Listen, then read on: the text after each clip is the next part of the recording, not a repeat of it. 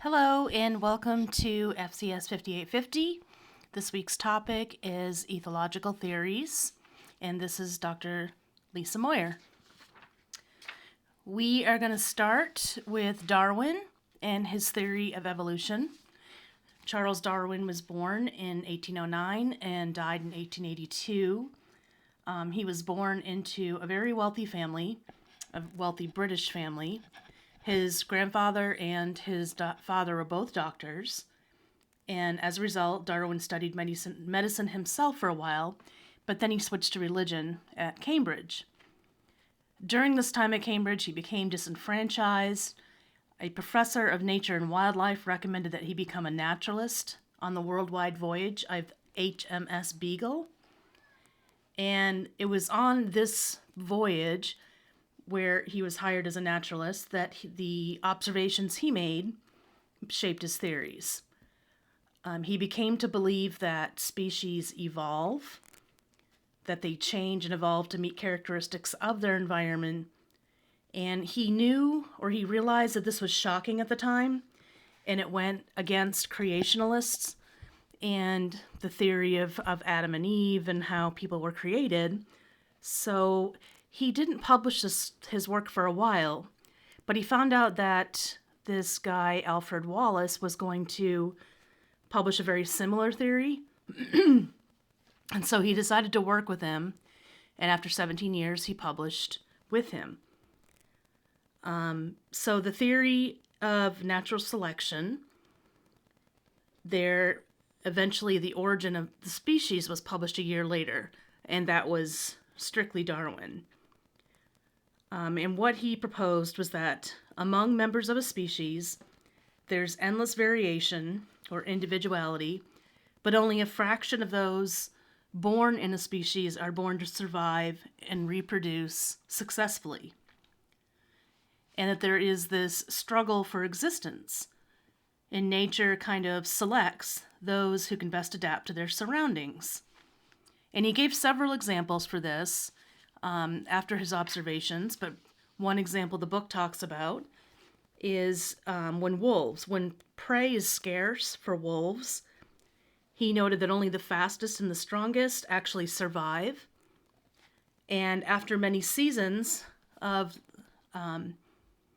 scarce prey, it's kind of a tongue twister, that what happens is only the wolves that have developed speed and strength will become prevalent in the species and be able to reproduce. And that's what he meant about the theory of natural selection and struggle for existence.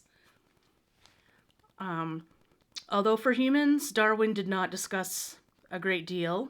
He did not link his theory to humans, that is, because the topic was simply too controversial. But eventually he published The Descent of Man in 1871, and he proposed that all living species are related. Some of the evidence that he used to support his theory were that embryos of all species are very similar, and that species also have very similar bone structures. And even with reason and emotion, he pointed out that other species besides man do actually show evidence of reason and emotion. And one of the examples that the book talks about is how a bear was trying to get fish and had to come up with a plan in order to get the fish because he was unable to without this plan. Eventually, the bear built a ditch and was able to catch the fish, demonstrating what Darwin thought or proposed was reason. We also have evidence now that elephants mourn and that they grieve for members of their family, if you will, and they'll go back and visit where the elephants have died and exhibit behavior very similar to human mourning.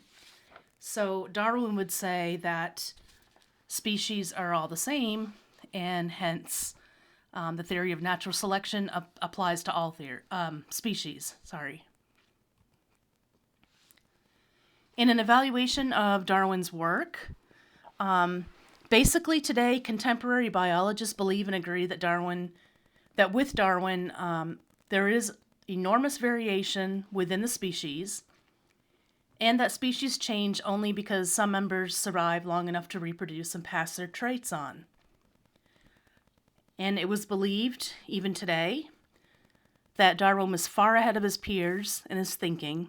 He had very advanced thinking skills, and he was well honored in his time. In fact, he was buried in Westminster Abbey next to Isaac Newton, showing that people did respect his theory and his work.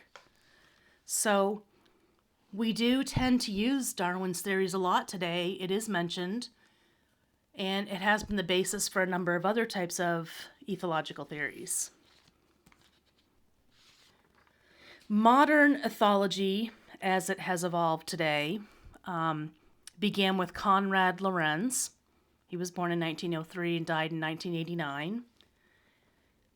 Lorenz was born in Austria, and like Darwin, his father was a doctor. He wanted Lorenz to be one too, and Lorenz did obtain his medical degree, but he loved zoology, and he ended up earning a PhD in zoology at the University of Vienna. He coined the term naturalistic observation, and he was convinced that one can only see the landmarks of evolution by studying them in their natural habitat. And this was an important finding. Nico Tinbergen, who lived from 1907 to 1988, was from the Netherlands and earned his PhD in zoology at the University of Leiden in 1932.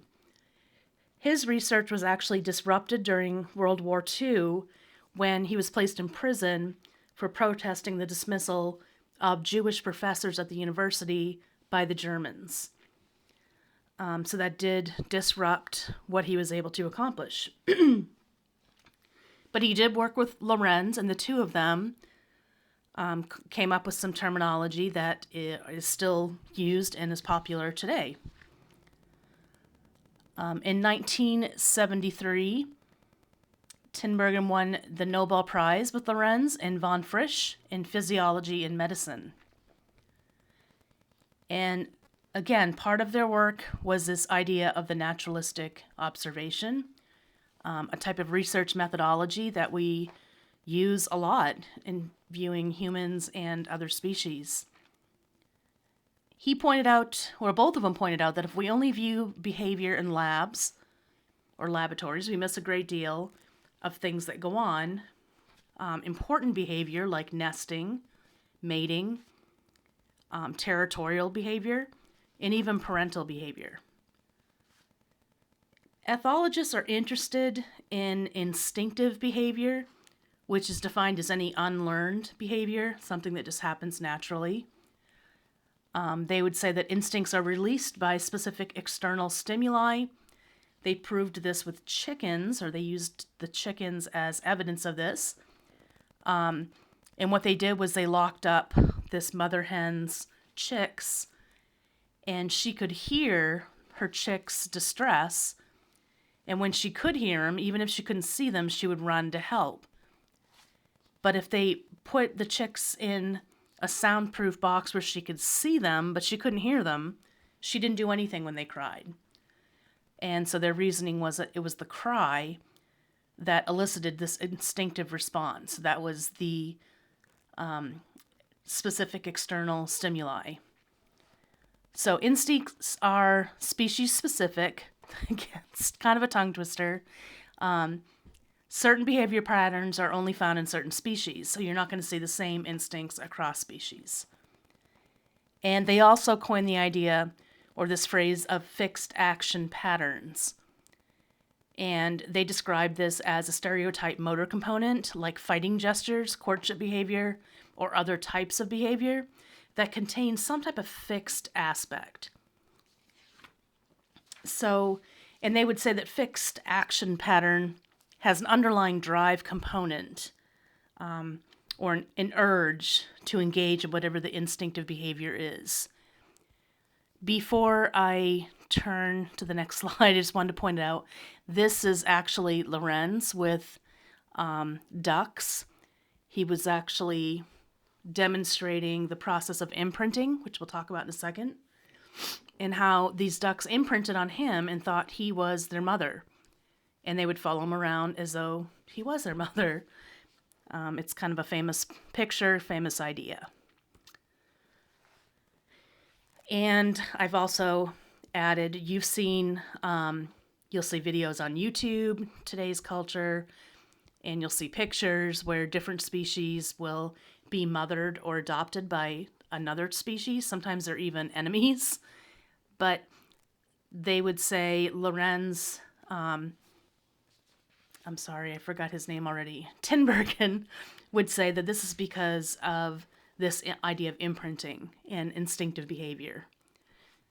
So the drive component is the inner urge to engage in the instinct, and there is survival value to these patterns. And one of the ways that Tinbergen studied this, he wondered why herring gulls removed the eggshells after their chicks were born. The mother would actually take the eggshells and distribute them away from the nest. And this would leave the babies unprotected for predators. And he wondered why this would go on. Why would a mother do that? Well, as he observed in the naturalistic setting, he saw that when the shells were distributed away from the nest, pieces of them glistened in the sun and actually attracted predators. So this was an instinctive behavior to protect the chicks. So what seemed like something that was counterintuitive was actually done as an instinct to protect the babies. And imprinting, if you've ever watched or read, what are those books called? They've got Bella and Jacob and Edward. I cannot think of the name of the books right now, which really sucks. I think it's part of getting old. Anyways, but they did talk about imprinting in the wolf way with Jacob in that book series. Imprinting, as far as ethology goes, is a very similar idea. There's a critical period when babies or infants will form an attachment to a mother or a mother figure. And that was like where I showed you Lorenz himself with the ducks. And they proposed that there was this critical period where the attachment could happen. But once that period had passed, the attachment wouldn't be formed. So it could only happen during a certain period of time. And Lorenz pointed out that it's not just like whoever the babies see first. Some species, the mother figure has to have very specific characteristics. So when he was trying to get these mallard duck chicks to imprint on him, they only would when he bent down and made a quacking sound. So he was stooped, and then he was able to, the chicks actually imprinted on him. So it depended on how high the sound came from and what kind of sound he made. And that was the external stimuli that would activate the instinct. Makes me think, I grew up on a farm, and we had turkeys. We actually had everything, but one of the animals that we raised were turkeys. And we got them when they were chicks, and I was fascinated by them. I loved them. I used to go outside as a little girl and engage in what I called talking to them. And so I would sit there and listen to the sound they made, and I would make the sound back. And I think now, looking back on that those chicks actually imprinted on me, because I would sit there and make the same sound. I'll make the sound just because it's funny, but you can't share this with anyone. This is kind of embarrassing. So we had these turkeys, and they would go, poo, poo, poo, or those were the sounds they made. And as a little girl, I would imitate them, and they would follow me around as though I was their mother. In fact, when sometimes they'd get out, they'd find a hole in their pen or whatever, and they'd get out, and our neighbor across the street or maybe down the street would call and say, Mr. Rogers, which is my maiden name, your turkeys are in my yard. And Daddy would actually send me down to do the talking and get them back. And they would actually follow me back. Anyways, I just thought that was interesting.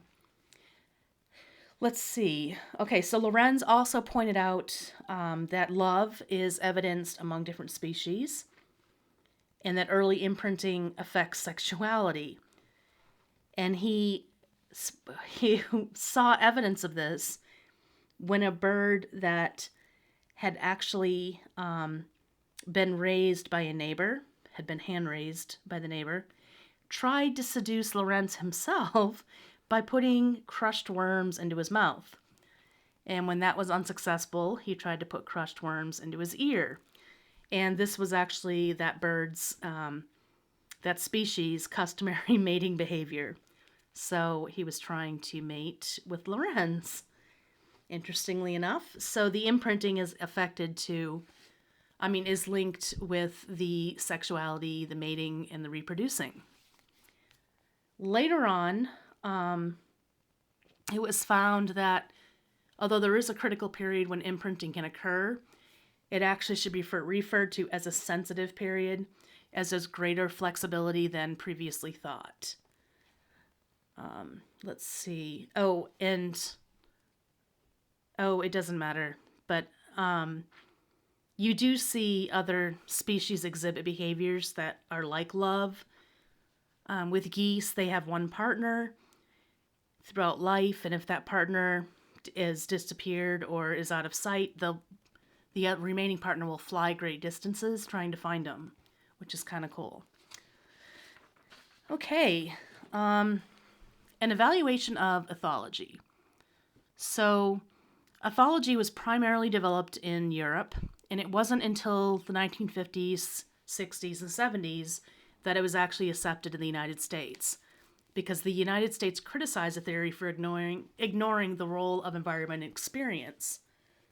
However, ethologists would say that instincts evolve to adapt to certain environmental conditions, and that although there's a large innate component, the instinct needs prompting or conditioning from the environment to elicit the instinct. And so that wasn't actually accurate what the United States was criticizing them for. It was misunderstood. However, ethologists have been very slow to adapt the theory to explain human species, and it is suspected that this is because they feared resistance, which, going against creationalist theory even today, can be controversial, depending on the society and the beliefs.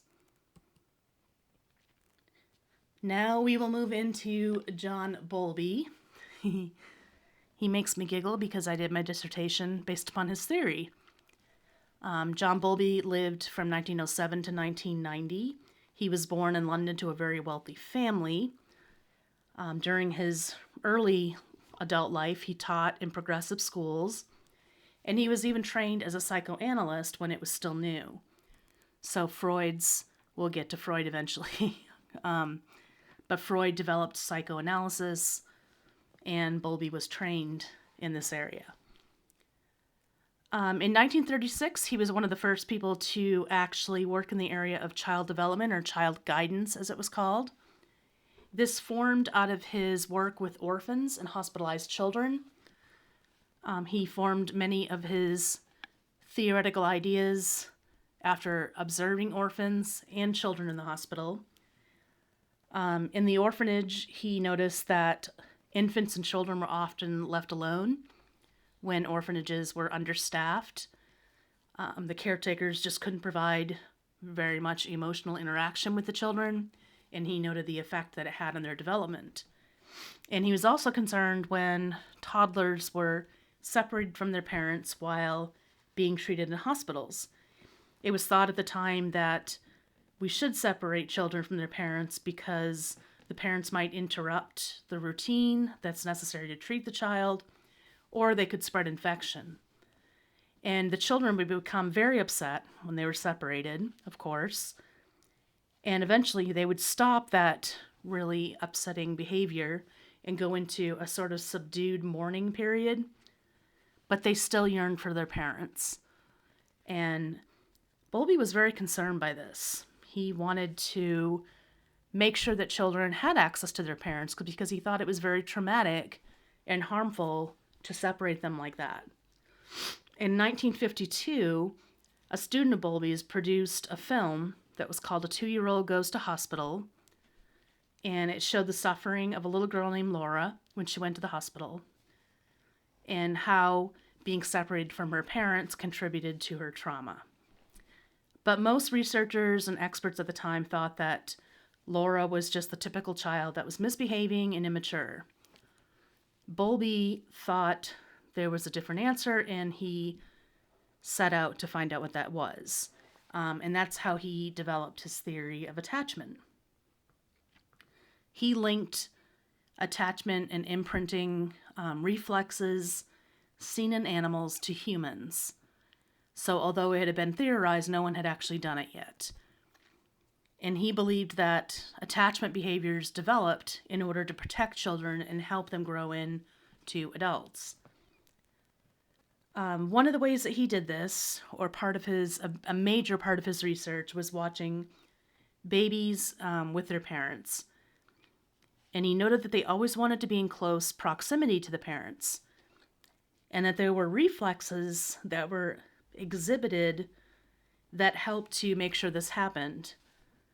And he theorized this was an adaptive behavior to protect children from predators and harm. That babies needed to be near their parents in order to be protected. He noted that sometimes crying would attract parents. There could be a distressful cry and parents pay attention and will go and see what's wrong. And also that smiling helps to connect the baby with the parent. Parent feels love for the baby, they enjoy being close. And that between 3 and 6 months, babies start to recognize specific people. Before that, they will smile at just about anybody, which Bowlby would say is part of attachment, because they need to attach to somebody. But that they start narrowing in or honing in on a specific adult between 3 and 6 months.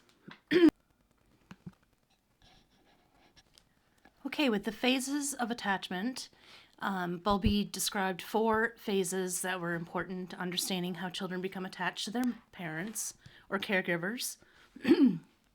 During phase 1, which is from birth to 3 months, within a few days after birth, infants can discriminate among people, and they prefer their mother's smell, her voice, and even her face to others. They can distinguish between others according to smell, voice, and face. But during the first 3 months, selectivity is limited to elicit attachment to an adult. In other words, although they prefer their mother, they can form attachments to others because they need to. It's an innate reflex to help protect them. A social smile occurs at around 3 or 4 weeks. Babies can smile before that, but it isn't referred to as a social smile until about 3 or 4 weeks. And it's usually directed at a high-pitched voice. By 6 to 8 weeks, that social smile becomes brighter and directed at a face. And you can kind of tell when this is going to happen, because before the first social smile, babies will start to gaze intently at people's faces. And you can tell that it's probably going to happen soon. Until 3 months of age, social smiles are not very selective, but after that they become more focused on the attachment figure. Another reflex that occurs during phase 1 is babbling, otherwise called cooing and gurgling. Babies will babble at the sound of a human voice and the sight of a human face. And Bowlby would say it's a social function that helps to maintain proximity to the mother. Another reflex is crying, which also results in close proximity. When the mother hears distressful crying, She can usually eventually distinguish between pain, hunger, cold, need to be changed, etc. Regardless, if she responds quickly and in a sensitive manner, the baby will form a secure attachment. Holding on is another reflex that the baby exhibits during phase 1. If you put something in a baby's hand, they will grasp it. Bowlby believed this was a way to grasp onto mother to form the attachment. And then Moro reflex, you may have heard of this, is when a baby is startled, they'll spread their arms and bring their arms to their chest like they're hugging. And Bowlby believed that this embracing behavior was developed and evolved to help protect the baby from harm. So let's say the mother is startled quickly and has to run with the baby. With the Moro reflex, she's more likely to be able to hold on to the baby tightly. And then finally, rooting and sucking occur during the first phase. If you touch a baby's cheek, they'll turn their head that way. That's called rooting. And when their mouth makes contact, they'll begin sucking. Of course, this is supposed to be part of the feeding behavior, and babies are looking for a mother's breast nipple to suck on to be fed. But if you touch their cheek and you say your finger was there, the baby will start to suck on that too. It's a reflex, and it is or was developed to help the baby survive. The next phase occurs during 3 to 6 months. There's a lot of activity during phase 1, by the way. Phase 2, 3, and 4 isn't quite as much. But during phase 2, many of those reflexes we just talked about disappear, and babies start to focus on familiar people. Their responses or social responses become much more selective, and they restrict their social smiles for people they know. By 4 to 5 months, they're also more selective in their cooing and babbling. They may only make sounds in the presence of people they're familiar with. And they'll start to prefer 2 to 3 people around this time. One in particular, of course, the attachment figure, which is usually the mother. But it doesn't have to be the mother. The baby will develop their strongest attachment to the one person who has most alertly responded to their signals, their cries of distress, and their need to be fed, etc., and who have engaged in the most pleasurable interactions with them. During phase 3, from 6 months to 3 years, the attachment to a specific person becomes much more intense. They start to exhibit what's called separation anxiety when their mother leaves. Around 7 to 8 months is when the fear of strangers develops. You may have witnessed this if you have a friend or a relative with a baby that you're not around very much. If you can get to meet that baby before 7 to 8 months of age, they will probably be okay with you. But after that, if they don't know you well, they'll exhibit a fear of strangers. And then Bowlby described what's called a goal-correcting system, where if a mother walks away, the baby will try to crawl after them and get close and try to correct the lack of proximity. And then they'll reach their arms up in a gesture to be picked up. And it's around this time also that the mother becomes what he coined a secure base. And it's just what it sounds like, a base from which the baby can explore the world. And by the end of their first year of age, the baby forms what he called a working model of other, really kind of a schema of other, and it's based upon their relationship with their attachment figure. If that person has been responsive to their needs, then they would form a secure or positive model of other. Otherwise, they would form a negative model of other. Phase 4, not a whole lot to describe, except that now the child develops the ability around 3 years to realize that adults will come back if they leave. They can actually visualize the parent coming back. And of course, as a result, they're more willing to let parents leave. If you've ever babysat children and gone to their house, you know this is true. But still, there are limits on what children will tolerate when it comes to being left without their caregivers. So those are the 4 phases of attachment. Some other things that Bowlby is known for include using attachment or describing attachment like ethologists would describe imprinting with animals. Attachment develops much more slowly than animals, but the idea is the same. In institutional deprivation, remember that Bowlby worked in a lot of orphanages, and he witnessed a lot of children in hospitals, and he noticed that institutionalized children often failed to form an attachment to anyone, probably because staff came and went and nobody was there over a long period of time what's the word I'm looking for? To develop like a stable relationship with the baby so that they could form an attachment to them. As a result, Bowlby noticed that the children developed behavioral problems and social issues as they grew up. And he theorized that this is because the working model of other they developed can't be trusted.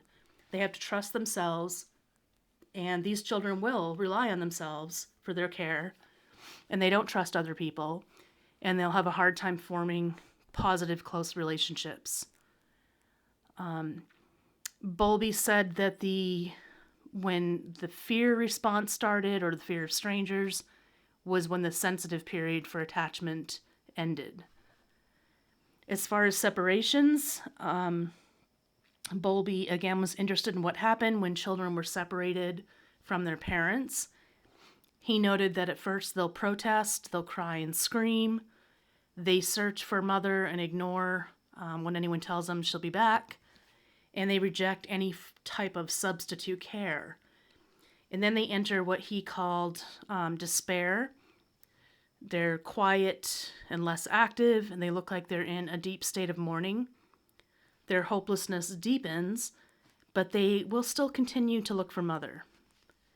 Then detachment sets in, and this is when the child may seem happier, livelier, and they'll accept care from others. They may even seem like they've recovered, but when the mother does return, the child may act as if they've lost all interest in her, and it will take a little bit of time before the child can reestablish ties. And this, Bowlby believed, was a form of protection from further hurt. And attachment and separation throughout the life cycle.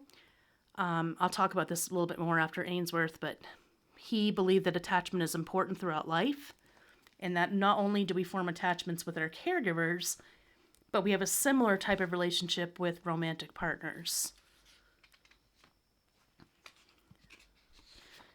Okay, Mary Ainsworth was a student of Bowlby's. She lived 1913 to 1999. She was born and grew up in Toronto and entered the University of Toronto at the age of 16. She later earned her PhD there. In 1950, she married Len Ainsworth, and the couple moved to England. She saw an ad for a research assistant for Bowlby, and she answered it, and they began a 40-year collaboration. During her time with Bowlby, she traveled to villages in Uganda and performed naturalistic observations, watched how babies formed bonds with their mother. She was the first one to come up with patterns of attachment, and she developed a laboratory situation, which she actually called the strange situation, where babies would be brought into a room, and there would be a research assistant there in the room along with some toys, and the mother would sit in a chair, let the baby explore a bit, and then the mother would get up and leave. She would come back, and during this time, researchers would watch the baby to see how they behaved. And they discovered that there were three three types of attachment. The secure attachment, when the mother entered the room, the babies explored the room with the mother as their base. When she left, they became upset, but they could be comforted when she came back and they started to explore again. And Ainsworth also took a very long, she did an interview of how the mothers and babies interacted at home and found that these mothers that had a secure attachment with their child had been lovingly available and responded to the baby's needs when they were at home. Then there was insecure avoidant. Babies appeared independent and would rush to check off the toys when they entered the room with the mother, but they didn't really use mother as a secure base. They weren't looking back at her and checking out where she was. And when she left, they didn't get upset. When she returned, they either ignored her or turned away when she tried to pick them up. And at first, this was thought of as healthy. They were showing independence. But subsequent research studies have shown that mothers with an insecure avoidant attachment with their child are insensitive, interfering, and even rejecting. And their babies exhibit a great deal of anxiety. Then the insecure ambivalent, when they entered the room, they were clingy and preoccupied. They became very upset when mother left, but they were ambivalent when she came back. Sometimes they reached out for her, and sometimes they pushed her away in anger. And Ainsworth found that at home, these mothers were inconsistent with their responsiveness. As a result, the babies were not sure she'd be there. Later, another category was added called the disorganized, disoriented. These babies, they exhibited peculiar behavior. When the mother came back into the room during the strange situation, they would walk toward her with sometimes their faces were averted, or they even seemed like they were in like a trance-like state. It's like they wanted to approach their mother, but they were afraid. And with the history that was taken on these children, it was theorized that they were probably the result, this category was a result of physical abuse at home. Those were the four types of attachment in children. Ainsworth developed a similar typology for adults, and that has since evolved into a theory of working models of self and other. What's important to know is that these same kinds of patterns are seen in adults, and it's tied to that first relationship with their mother, and then it's often replicated in romantic relationships throughout their life. The practical application of theory, Bowlby's research did a lot of good when it came to understanding how babies how they need to be with their parents when they're in the hospital so they're no longer separated. And even institutional care, how important it is to still respond to the baby's needs in as sensitive a way as possible, and that babies can form attachments to people other than their biological parents. A concern, of course, from during the 70s and 80s, 90s, and even today, was that if children would spend too much time in daycare, they wouldn't be able to form a secure attachment. This was not discovered to be true. Babies can spend several hours a day in daycare and still form a secure attachment with their caregiver and their mother, not the daycare worker. In the child-centered approach, we've talked about this before. Bowlby would say the mother should respond to the baby's needs. It does not cause spoiling. They need to be sensitive, and they need to respond to their children quickly when they indicate they need them. As far as an evaluation of the ethological theories, primarily we've talked about Darwin and Bowlby and Ainsworth.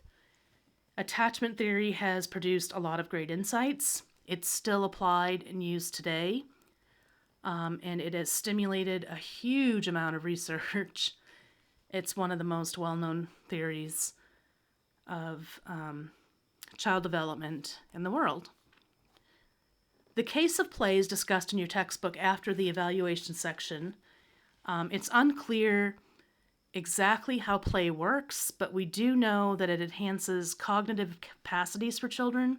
It increases their problem-solving skills, their creativity and imagination, and even their ability to feel what others feel. When children are deprived of play, they become depressed and stressed, but more research is needed on this area. And I want to leave you with one very interesting thought about play. Even during the Holocaust, victims in concentration camps, when they were children in the camps during the Holocaust, they indicated they still played. They used mud and sticks, scraps of fabric, whatever they could find, but they still found ways to play. Clearly, there must be some importance to play, and we should not be banishing it from the school system. Okay, thank you. That's all.